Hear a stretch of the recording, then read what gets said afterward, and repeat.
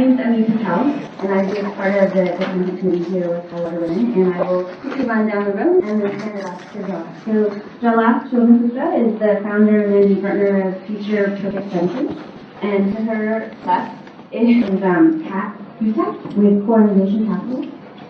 Then you have Arlen Dowdich, who's the founder and CEO of Paper, and then Joan Trant, who's with Filing, and Monica Rand, who's with Formula.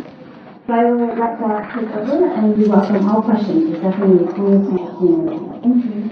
Thanks, Amy. And I just want this to be as interactive as possible, so if there are any questions that come up while we're talking, and we're a small enough forum here that we should just feel free to intervene whenever we want to.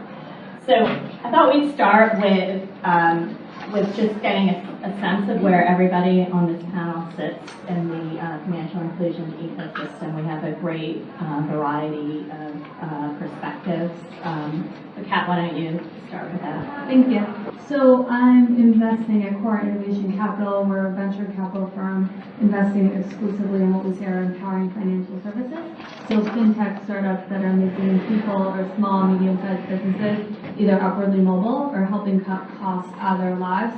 We invest along a couple major themes. Really the stage we're investing in, we'll do things as early as pre-seed, so pre-product, pre-market, and write really small checks there. Primarily we're writing Series A checks. That's where most of our initial checks go. We'll write $4 million checks. We'll get about 20% ownership. We normally take a board seat, so we're really actively involved in our companies. And we're primarily focused on companies attacking or focus on helping U.S. consumers. And some of our companies are global as well. Hi there, my name is Arlen Dowdich. I am the founder and CEO of a company called Paper. We are located just down the street on 20th between 6 and 7, and we operate a behaviorally designed rewards program that's designed to help institutions across the public and private sector more profitably and positively serve underserved consumers, or LMI, low and moderate income Americans. We're probably best well known because our rewards program, is layered onto the U.S. Treasury's program for Social Security benefits disbursement. So if you get your benefits disbursed on a prepaid card, Paper comes as a rewards program on that card. So we have about 1 million users from that program. On that program, we're trying to empower people to minimize fees, maximize convenience, and minimize friction on their payments. And we're launching hopefully in early 2017 on food stamps to encourage people to buy more fruits and vegetables. Hello everyone, Joan Tran from Cali Global. Cali Global is a fund manager, and our vision is to exponentially increase the flow of capital into impact products that we can move the needle on poverty much more quickly.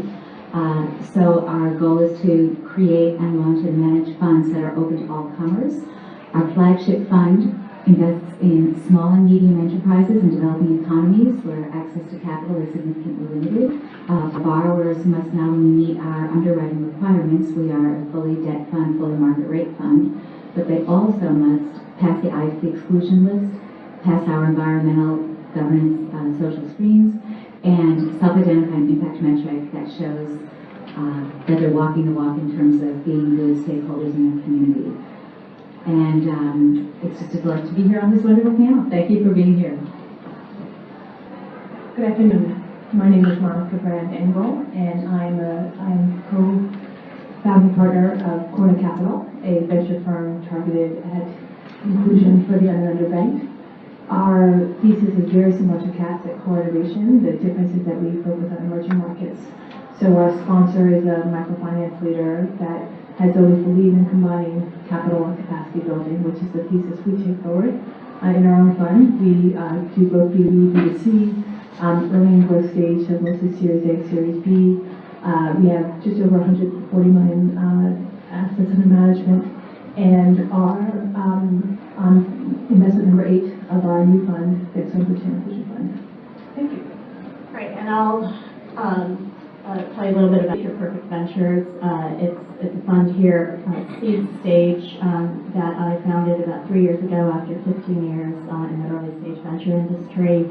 in response to a gap where I thought that we needed to have more of an impact focus on really early stage technology so that it can be built out in a way that is truly inclusive.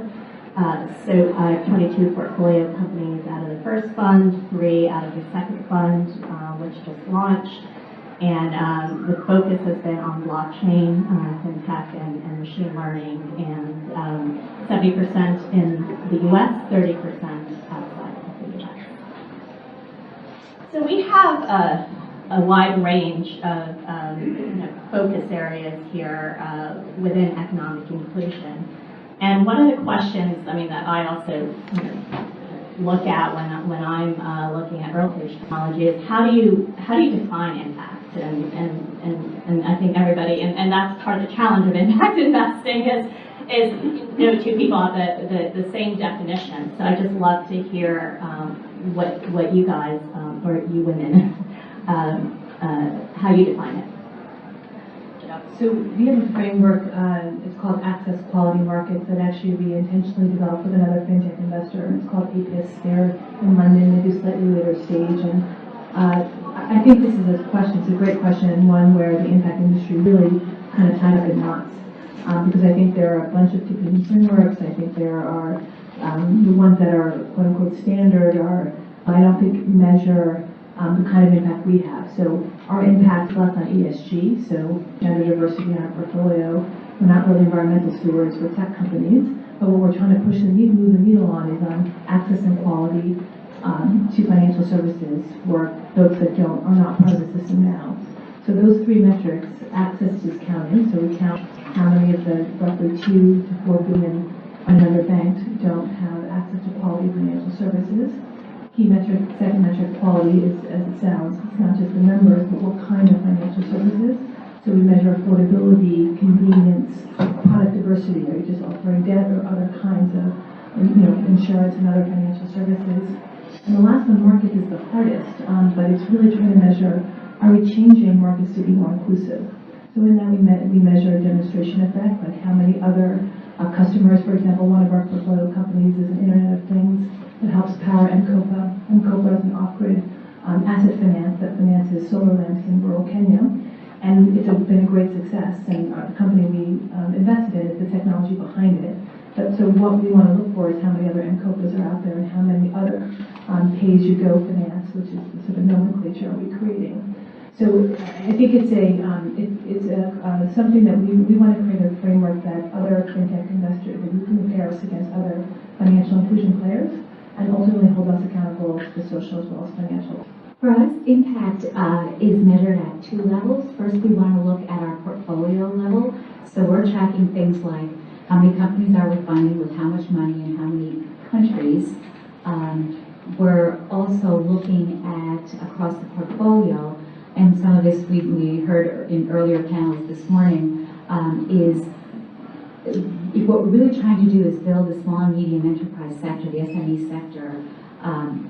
We understand that there are underlying values to that. So SMEs generate 50% of the world's GDP. They create anywhere between 60 and 80% of a country's labor force. As a data point, in depths of our global financial crisis, when corporate America would create 1 job, SMEs were actually creating 25 jobs. Look at Detroit to see how vital SME and job creation has been in revitalizing the community. So we track to make sure that our borrower companies can thrive and grow. So we're looking at things like job creation. We're looking at the wage increase, what's the total amount of wages that they're paying. We are looking at their revenues, their profits, and those 2 factors are important because they lead you to taxes paid. And we believe that increasing the tax base should ultimately translate into better schools, better clinics, more roads. At the borrower level, we're tracking all of those same data points that we can roll them up to the portfolio level, but then we're looking at specific environmental, social, and governance policies. So things like, do they have all of their environmental standards in place with certifications? What are the watchdog groups or certifications that they have from those that give them, good housekeeping seal of approval? We look at, in terms of their self-identified impact metric, at the same time that they're giving us their documentation for analyzing the loan, they're also providing us baseline data on their self-identified impact metric along with their ESG data. So a lot of our borrowers will pick job creation because they believe that the best thing to do with their community is providing agency, that families have incomes and can determine their lives for themselves.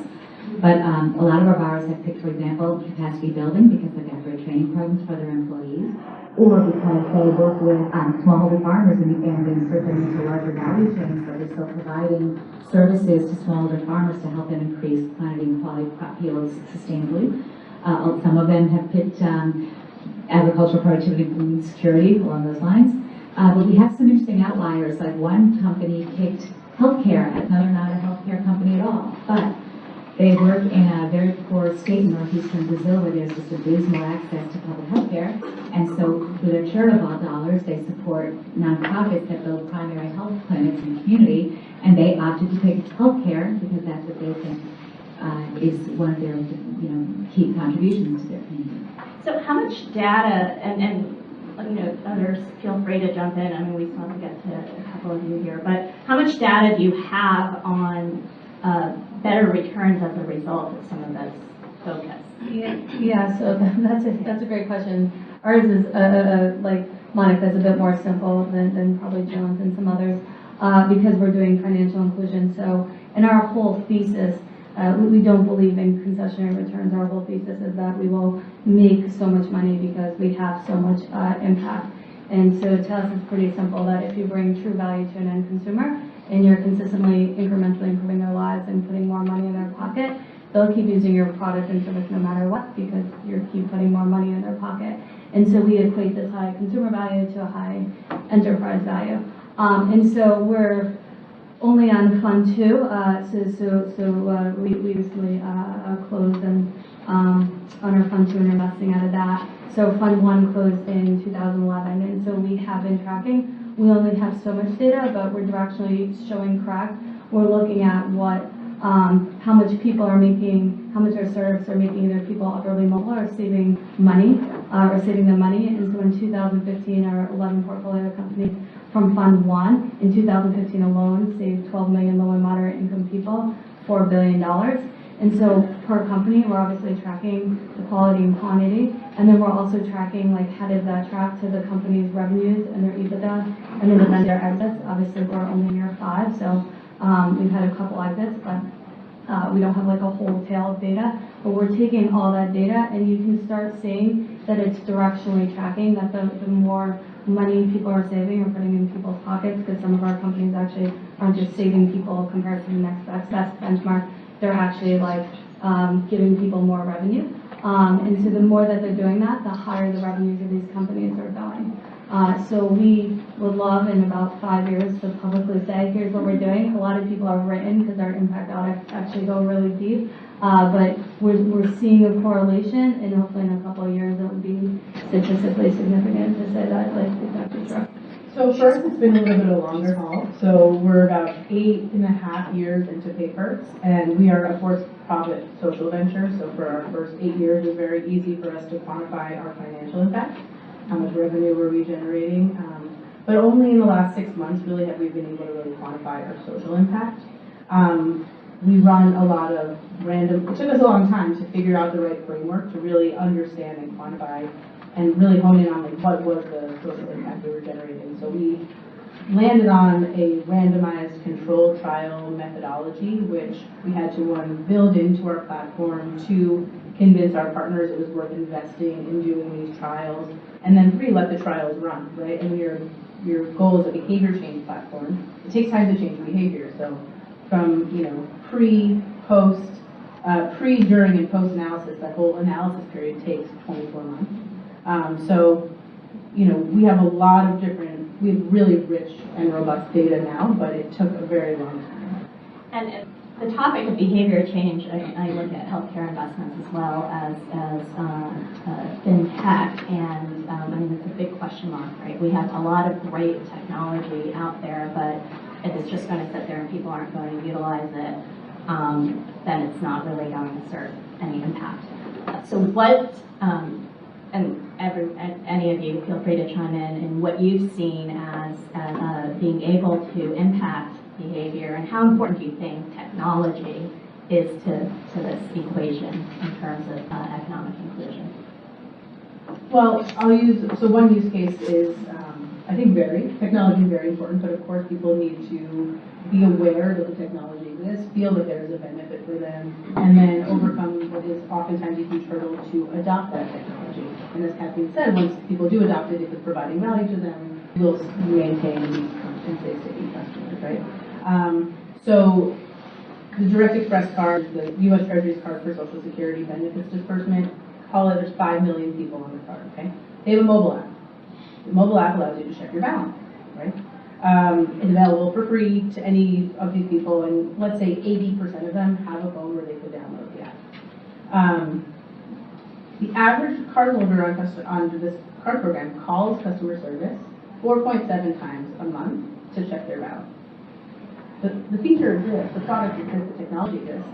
People just aren't aware that it exists. So one of the things that we spent a lot of time on over the last quarter was, educating that consumer base through a variety of different engagement tactics about the features and benefits of this product, tactically explaining how do you download it, where on the site you go to find your balance. And we were able to change behavior on that behavior. But it took, the resources of our whole company focused on that for a quarter to really move the needle on that. So I think the potential is large. Not to be understated is the barrier to educate and engage folks to adopt. The behaviors we're trying to change, I should probably use this. The behaviors we're trying to change relate specifically to how do we win the minds and hearts and wallets of mainstream investors and their financial advisors.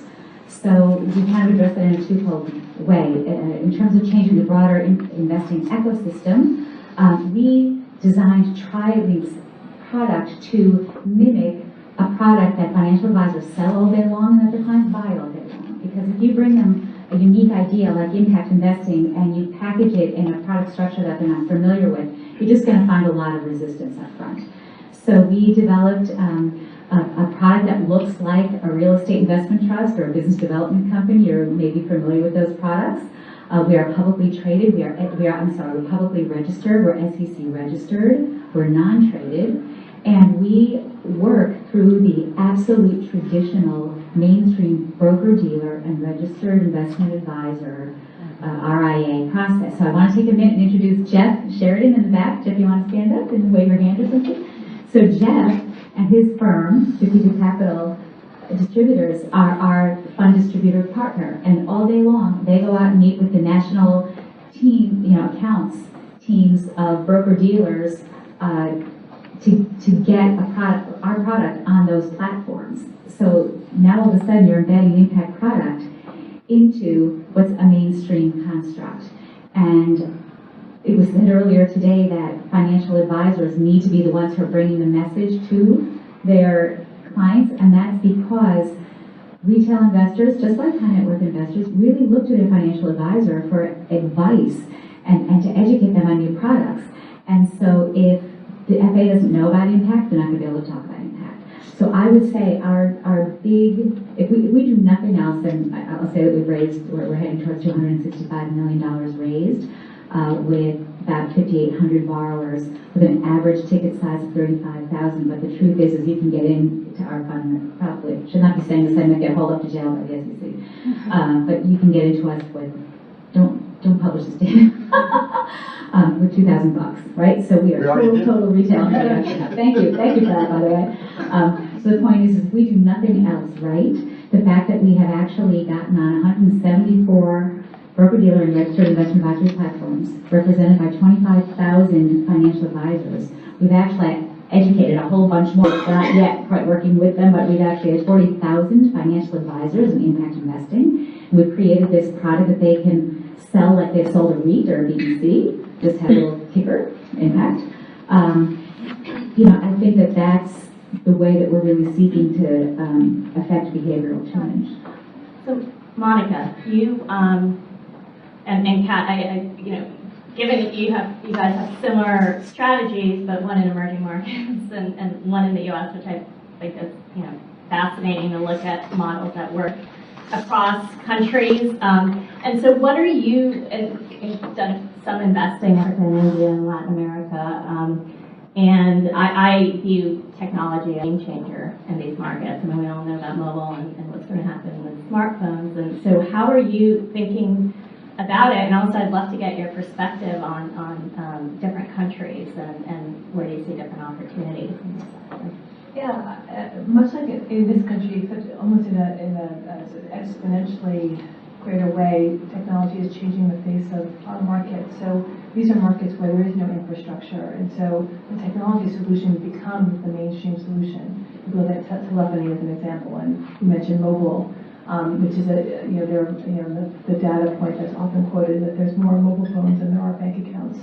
And if you think about the penetration of mobile phones, and even more interestingly, smartphones, which effectively means a poor person has a computer in their hand, because there's more computing power in a smartphone than there was in the computers that put us on the moon. So if you just think about that, in a second you can understand how radical the opportunity is, but it's not just mobile phones and smartphones. Wait, there's more.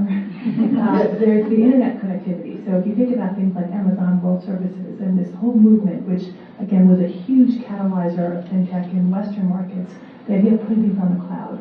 And what that means is someone in Lusaka with an intermittent internet connection has access to the same computing power as someone in Seattle.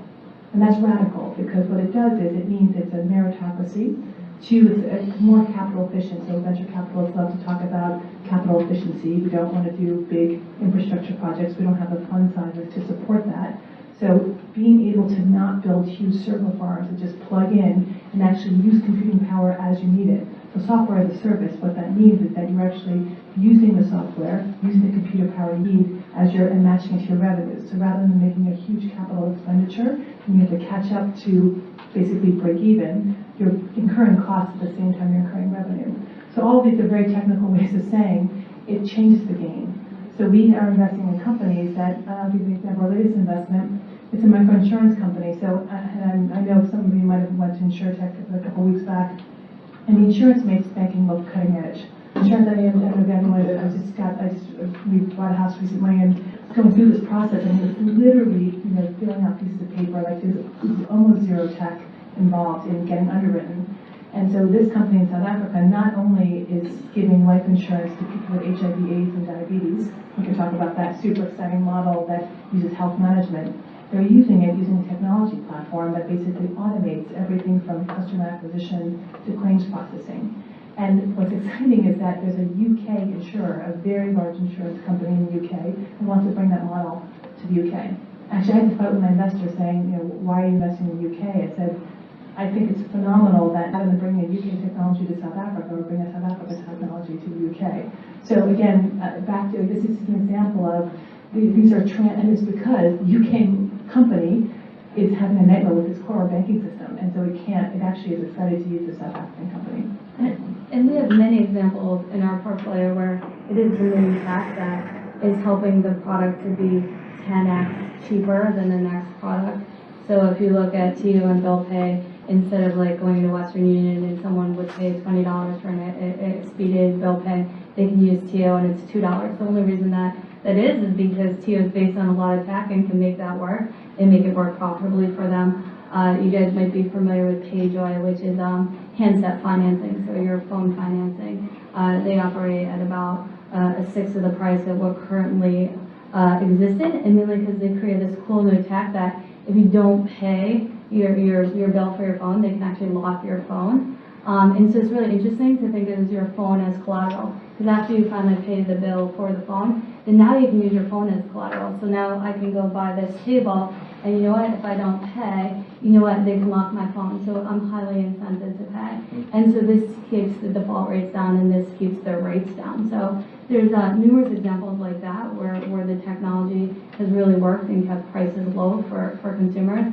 And to Monica's point, a lot of the stuff in lending and banking and insurance was really, really bad. If you just even use a little bit of technology, you can take a ton of the costs down.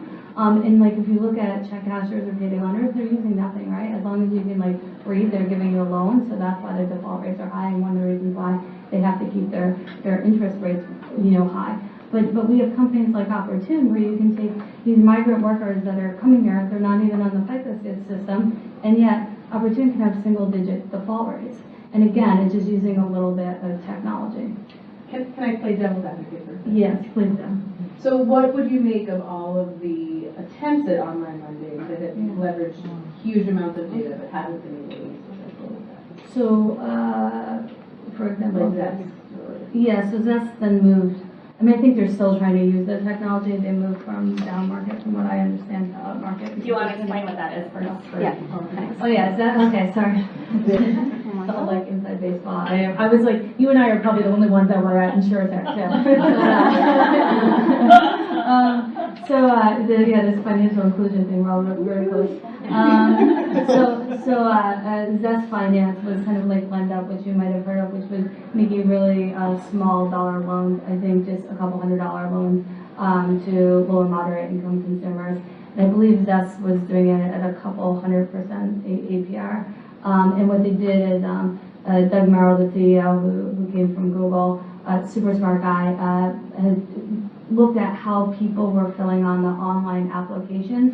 So if they pause at certain areas, depending on how quick, if they were all in capital letters, he had these algorithms that he thought he could predict what was a better borrower or not using these behaviors of how people filled out the application.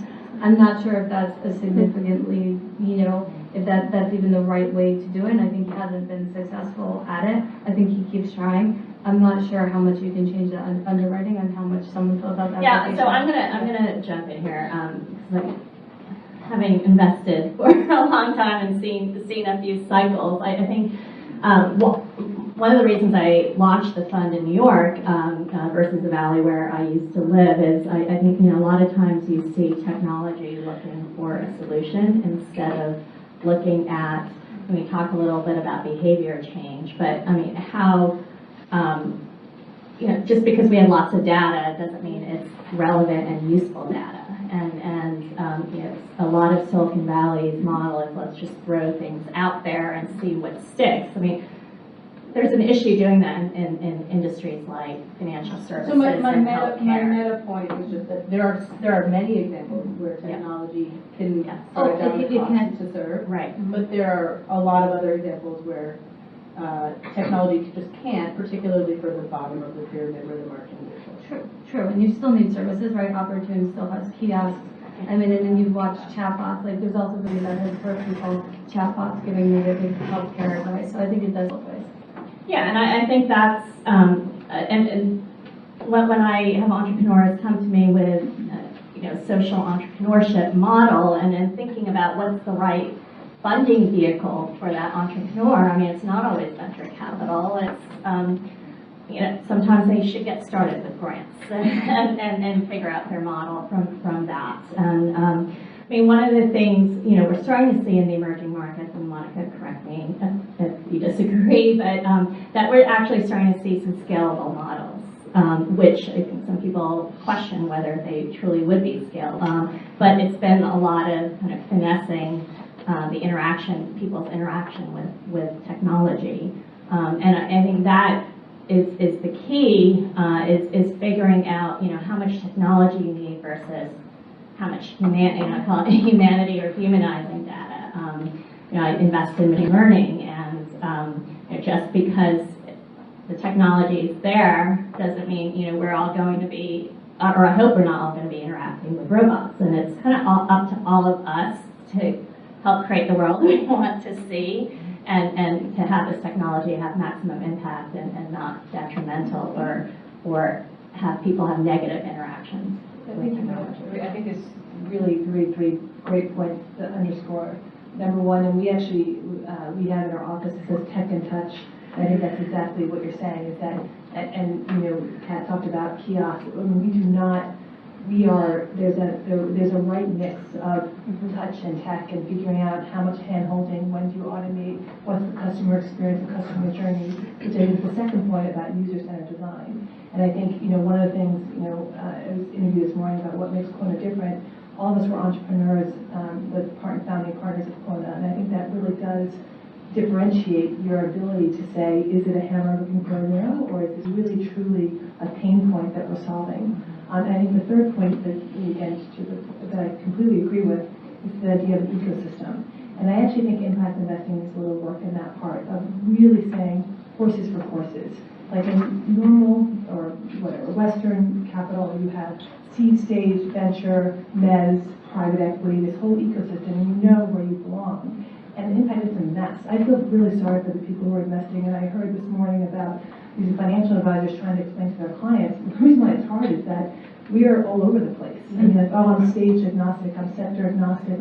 I need to know a strategy. I mean, just if you're everywhere, I don't think that. So I think we really have to, and again, I'm part of this, so I'm being self-deprecating, and I think we have to really work as an industry to be very thoughtful about where do we fit in. For example, we don't do seed. And I think there's a lot of importance for seed, though some of the things that Arlen said, I agree with her. There are a lot of technologies that are not helpful and actually can hurt. And so the seed stage actually sits on Accion's balance sheet as our sponsor. And because they don't have a time frame, they're not pushing them to exit in year 5 or 6 the way we have to because we're a limited life fund.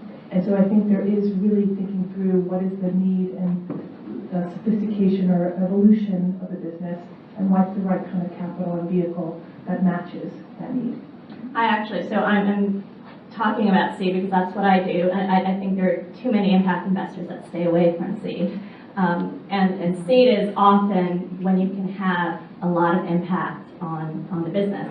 So when I look at impact, I'm looking at end product and what's being created to help the world, but I'm also looking at governance structures and diversity within teams. And I mean, we've seen abysmal numbers in the venture capital industry. It's 4% or 6%, whoever, it's either 4 or 6% senior women in the industry. So I used to work on Wall Street, and that was a lot more diverse in the mid-90s than 15 years in venture capital, what I've seen.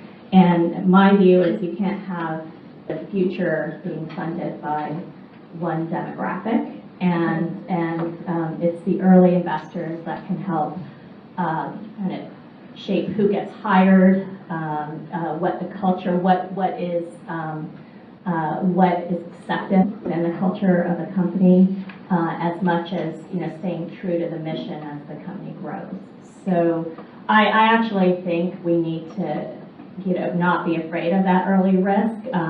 Because there are ways to manage that risk, and there are ways to exit investments down the road. But it's very important to kind of help shape that. And there are a lot of entrepreneurs who want that, who are looking for that and can't find the investors to help them do that at the early stage. They should see Accion Seed Fund. That's what's going to be my point, that you're absolutely right. We need all forms of capital on deck, early seed, late, we need, philanthropy money, we need subsidized money, we need market, we need premium capital, we need all the tools in the toolbox to eradicate poverty. And so kind of melding these 2 points is, I think what's really vital is that as we look to our investors, try to figure out what's their risk return appetite and how do we clearly define who we are, where we sit on that spectrum of capital and why, and how is that going to play into their broader asset allocation mix, right? Because they're still trying to blend us into something else that they already have. And so I think that may be, a great approach.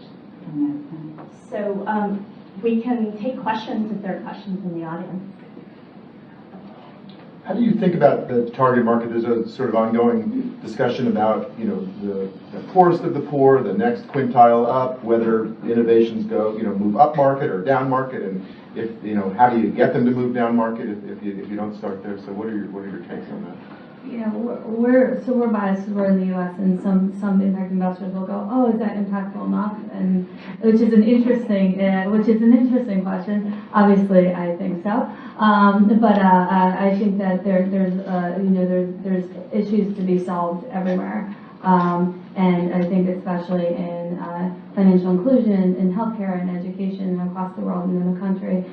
Just being here in the U.S. and you guys have probably seen all the statistics, but our country's in serious trouble. And I used to say I wasn't going to be alarmist. I'm about ready to be alarmist because, you see half the country not being able to come up with $400 for an unexpected expense. You see all the articles in Atlantic coming out, like people that are supposedly upper middle class that are taking oversampling on alternatives like payday lenders and check cashers. You're seeing 86% of the country that just wants like stability, and they don't even want mobility anymore. And like every great country has fallen, and this is one of those things, if you look back 30 years and you're like, oh, we should have seen this coming. The fact that you have Brexit happen and Trump as a candidate, we might not see it given where we sit in the world. And right, I live in New York and San Francisco. I'm not really seeing it, but like if you really do go down to a lot of these places, you'll see people are struggling, and most of the country's struggling. And we need to do something now, because we personally are all screwed, and the country's screwed if we don't do something. We're losing the middle class. And everything, I think, is that we seemingly like we're losing the middle class. So I think there's a lot of issues to be solved. This happens to be ours. We can't be everything to everyone. Just like Maya Kid can't do seed and then do later stage, right? There's specific skill sets. Ours happens to be here. We understand the U.S. regulatory environment here. We did evolve our thesis from originally it was purely un and underbanked. And then we saw that the middle class was struggling and other people are struggling. We've also seen a lot of products of people that don't consider them social entrepreneurs, and their products coming downstream and really, really having great trickle-down effects. So we've gone to the purview of let's get really great entrepreneurs that are solving big ideas. We care mostly still about the lower moderate income people, but we're open to looking at something that might hit a higher bracket than we normally go to, and then teaching them how to handle like a subprime or non-prime consumer. So that was our tack we took. Monica, I'm curious what you think of that question. I couldn't articulate what Kat did, and I completely agree with Kat. And actually, I had to step out of one of the morning sessions for the LP call, and they asked me this question. They said, we're going to investment committee tomorrow, and we don't think you're serving for enough people. He was talking about a Brazilian portfolio company we have that very similar mentioned PayJoy does asset financing, and what they do is so home equity line. Home equity doesn't exist in Brazil, which is a pretty sophisticated market. So most people own their homes, own their cars debt-free, and they cannot use it as collateral. It's a very simple model where they're automating end-to-end and helping banks serve a lower income segment. Now again, this is a $5,000 loan. You could say, does a person in a favela own a taxi, need a $5,000 loan? So we're probably not serving the people who live in the favelas, but we're serving letter C in demographic terms in Latin America, so it's lower middle class.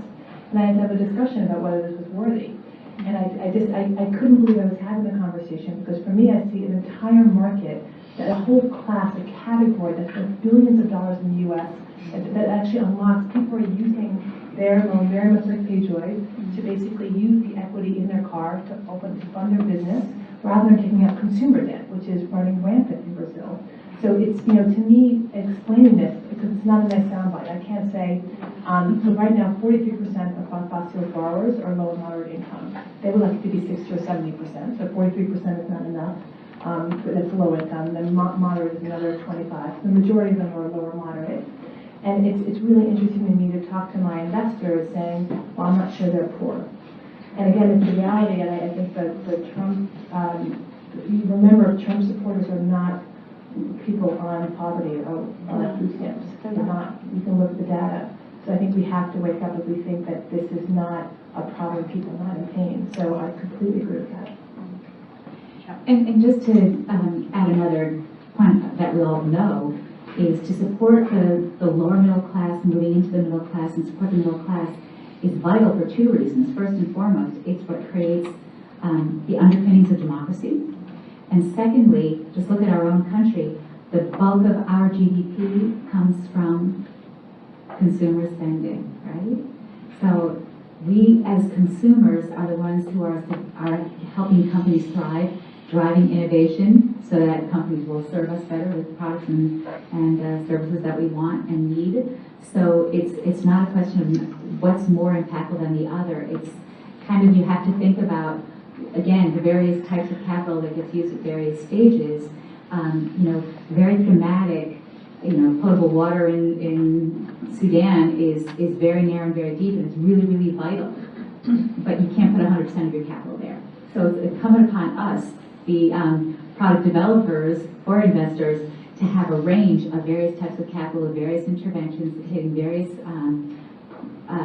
points of the consumer spectrum, so that we can allow for appropriate, responsible asset allocation. Yeah, and I think we have a bit of a skewed panel here, which is a venture as a model versus, microfinance or maybe an organization like Trickle Up that works with the, way bottom of the pyramid and providing financing. So, I think the answer would probably be a little bit different if we had different folks on the panel, but my perspective is, and by looking at things like blockchain, which, a lot of people say, I feel like I've been on a speaking tour for the last 2 years since I've been investing in the sector for 4 years, but on how blockchain can have tremendous social impact if we guide the technology the right way. People associate blockchain with Bitcoin and all the scandals, but if you look at the core of it, it's really reducing costs within any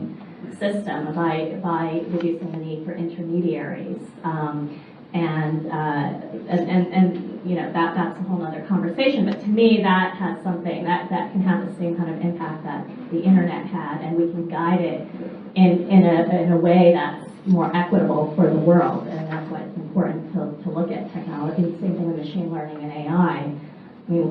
Again, we can't have just Silicon Valley developers developing this or putting the data in to build these machine learning systems, because it's going to throw out skewed recommendations.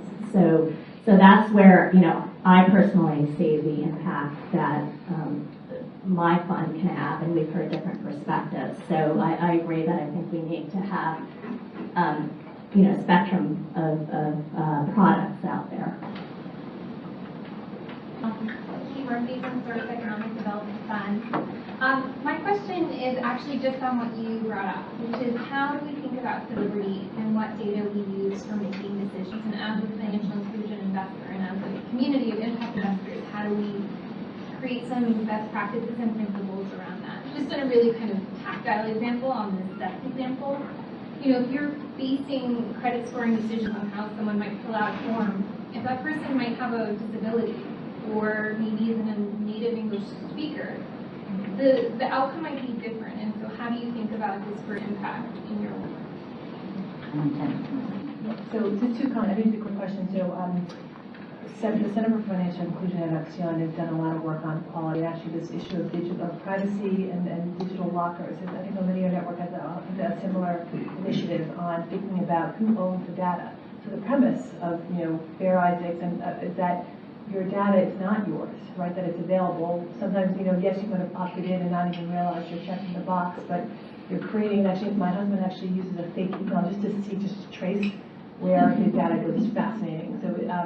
So I do think that it's an important, and it used to be kind of funny. You used to get a lot of junk mail or spam, but now it's actually the stakes are much higher because your ability to get credit, to get insurance are being determined by it. And it's a challenge though, right? Because all of these business models, the freemium model is based on that you don't own the data, right? It's a trade, right? You don't pay for Surf and Google, but they get your data. So I think it's a very complicated question. I think we're trying to explore it responsibly, but I would not say we have a blanket saying, we look at the issue, we look at consumer protection principles as we evaluate, but we don't have, absolutes, never this, never that. We don't get comfortable if the entrepreneur themselves is not thinking about this. For example, double opt-in, like things that are basic, but we want to make sure the consumer is empowered. Yeah, I think that is a great question, and we normally, we don't have absolutes either. We normally go with what is legal and what isn't for now. And in the U.S., I think they do have some good protections to protect against disparate impact and to protect against redlining. And so we take that very seriously as we diligence each company. There isn't a good answer yet, and I've been shocked though how many consumers, when asked, are they willing to give up this much privacy for whatever benefit, and so many are.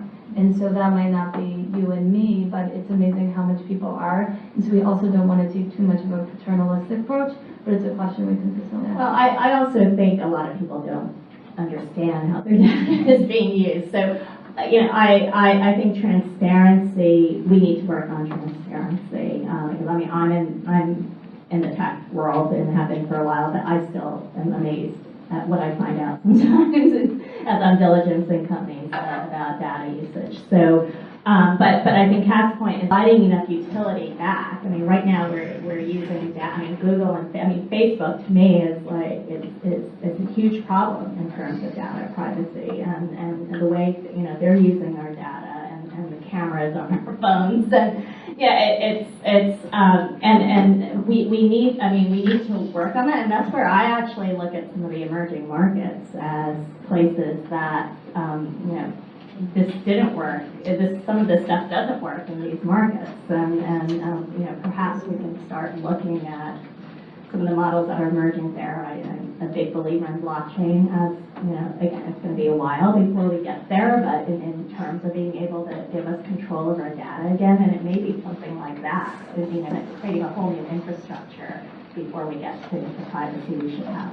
I'd be curious, Arlen, in your opinion, because you're running a company that probably has a lot of data from consumers. We do, and we use that data to better serve consumers. Yeah. It's a very complicated line, and we have not crossed the brink of having to share that information outside of companies.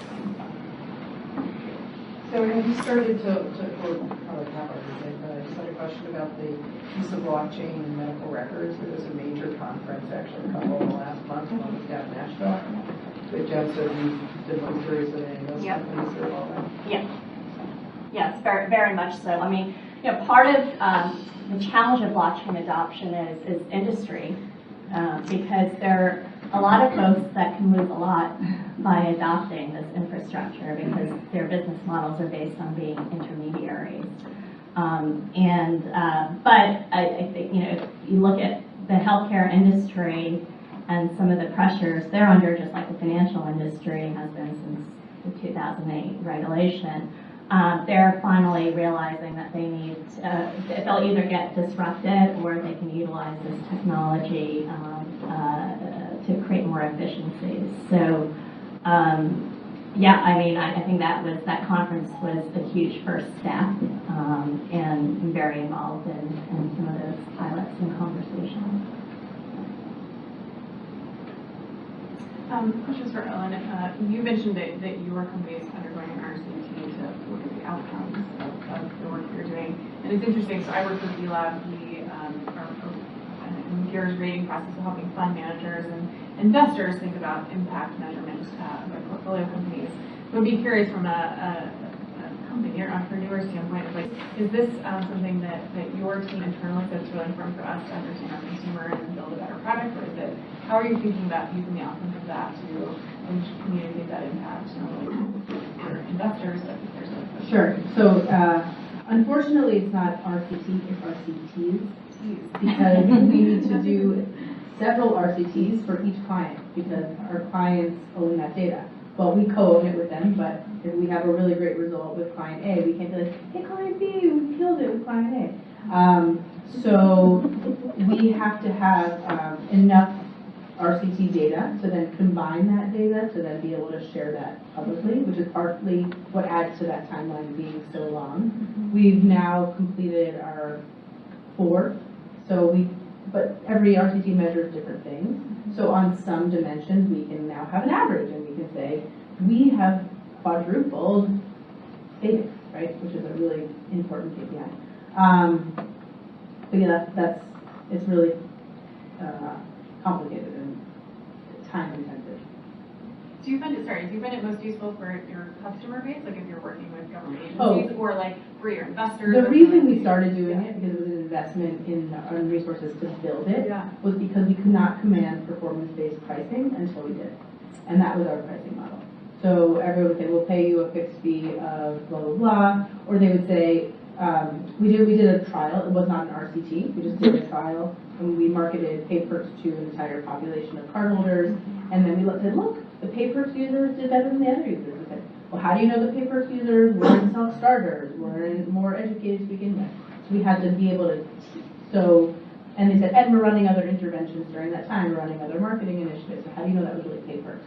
So we don't want to pay you for that lift. We want to pay you for, I don't know, a marketing fee, something like that. We said, no, we're worth more than that. So that's what drove the innovation. Yeah, so this question is for Monica. Thinking about serving the BOP in emerging markets, two big issues generally are marketing, because they're remote communities, and then also trust. So some of your companies that you invested in, how have you seen good examples of being able to scale and kind of fight those difficulties? Yeah, interesting that's, I think, very related to the whole tech and touch. So customer acquisition is a huge issue, and especially in rural areas or people who are off-grid. So the great thing about digital, whether it's SMS or other ways you can begin having conversations like that life insurance company I mentioned, the way they are able to give life insurance to people with HIV/AIDS and with diabetes is that they communicate with them, and the trade, the exchanges, you pay your premium and come to and sign up for a health maintenance program, which involves being on certain medications, certain diet and exercise, and you come in every 6 months for a blood test to verify that. And if you do that, we give you life insurance. So you're giving people with terminal diseases life insurance. And so the whole world identifying those customers, so figuring out, and you can, for example, find out by people who get marketed, certain drugs, or people who are in HIV clinics. So you find out, you can target it very cost effectively with technology, which really reduces the customer acquisition. Now, there's the second part of your question, which is trust. And that's why it can't just be an SMS message. It's always, there's call centers, there's people who go to these outreach organizations to help explain what is this message I'm getting, what is this offer. So it's a mixture. And I think technology can both be a help, but it also, it doesn't erase the touch. Anyone can take one more. For those of you with portfolio companies, sort of two-pronged question. One is, how are you identifying the pipeline of companies coming into your portfolio, particularly in emerging markets? And the second, obviously, as you've invested in, what's the next step on the stage in terms of exit? So, maybe I can kick that one off. So our model is to work through on-the-ground partners. So we have identified institutional class investment managers in our target geographies, which we have previously identified. And so we, serving the middle market space, we're basically working with a lot of the men and women who were in merchant banking when all the banks decided to not do merchant banking anymore because Basel III and Dodd-Frank basically said they had to have higher reserves and it's too much work for them. So we have no dearth of pipeline. Our 9 sub-advisor partners have a specialization in either trade finance or term loans, so they're very bespoke. And they have already placed $42 billion in our exact same expansion SME strategy, and on a quarterly basis we're working on a $100 million pipeline every quarter. So that answers maybe question number 1. Question number 2 around exits. We were intentional about launching this fund as a debt fund because we know that we can time our exit. The structure that we're in, remember I said that we're SEC registered, looking like a reader BDC, and the idea behind this structure is you can accept capital on a daily basis. We get inflows of capital every day. You invest in a real asset. That asset has an associated revenue stream, and the unit holders in your fund have the right to participate in that revenue stream on a monthly basis. So the income that we're generating off our loan portfolio, we're actually paying out to our investors every month. Final point about this fund structure is we have a end date. We have a drop dead date. So by August 2021, we are out, and we simply time all the tenors of our loans to expire fund termination date. And it's a little bit trickier than that in the sense that we started with a lot of trade finance, short-term loans, smaller dollar amounts, get money off the books really quickly, get rapid diversification. Now that we are managing several $100 million, now you can't do those little $1 to $3 million deals that are turning every 30, 60, 90 days. So we've gone into term loans, but they will be a maximum 40-year tenor, and so by years 4 and 5, we're either going back into trade finance for a final year, and then ultimately, before our term date, we'll start doing return of capital to our investors. So we've got an easy exit strategy. I'll jump in terms of, so deal flow, what I've found is just having a specific thesis and expertise creates great deal flow. I mean, what you've heard is some very specific thesis areas, and entrepreneurs, the best entrepreneurs are looking for that expertise as well as the capital. So I think we've all been able to build that.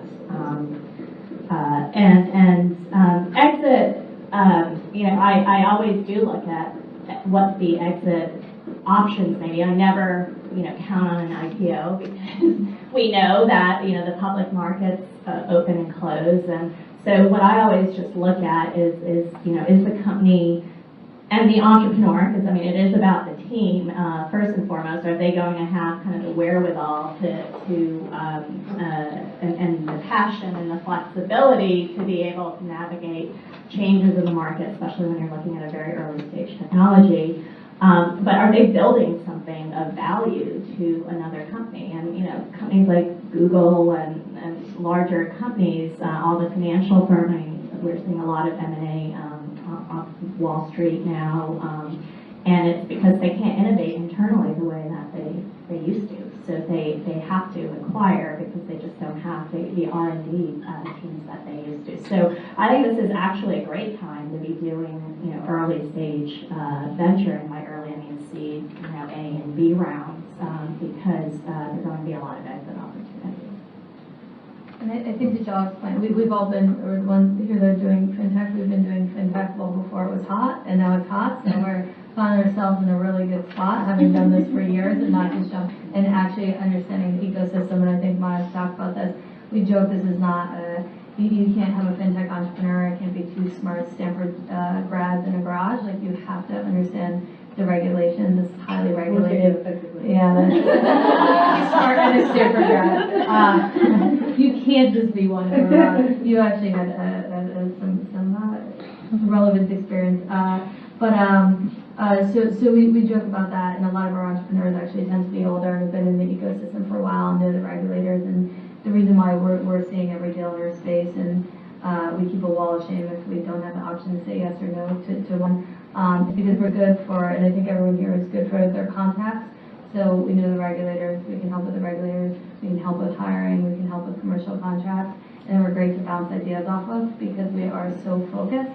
And then as far as next steps, we always take, not always, but majority of the time we have board seats because what we do is very specific. So even if we're not the biggest check, people want us on the board. And we tell our entrepreneurs, we see them as a race car driver and they can see us as their pit crew.